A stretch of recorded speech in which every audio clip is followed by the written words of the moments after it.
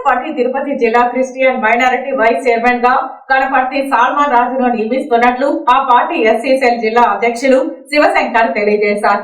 Tirupati press club లో ఏర్పాటు చేసిన విలేకరుల సమావేశంలో కాంగ్రెస్ పార్టీ తిరుపతి జిల్లా ఎస్సీ సెల్ అధ్యక్షుడు శివశంకర్ మాట్లాడుతూ రాష్ట్రంలో కాంగ్రెస్ పార్టీ పునర్జీవం పొందిందని, వైఎస్ఆర్ కాంగ్రెస్ పార్టీ టీడీపీ పాలనలో విసిగిపోయిన రాష్ట్ర ప్రజలు ప్రత్యామ్నాయంగా కాంగ్రెస్ పార్టీ వైపు చూస్తున్నారని పేర్కొన్నారు.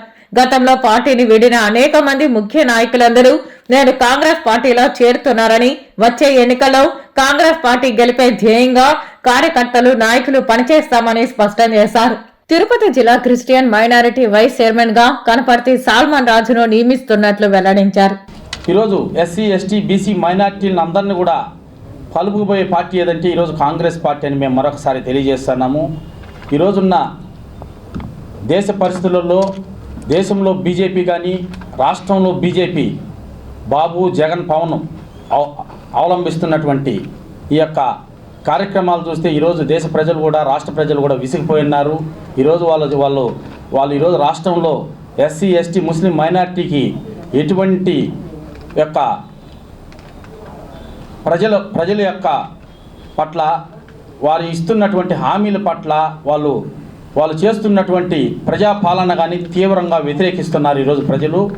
ఈరోజు ఎస్సీ సప్లాన్ను పూర్తిగా తీసేసిన ఘనత ఈరోజు రాష్ట్ర ఈ యొక్క జగన్ పార్టీకే చెల్లుతుంది.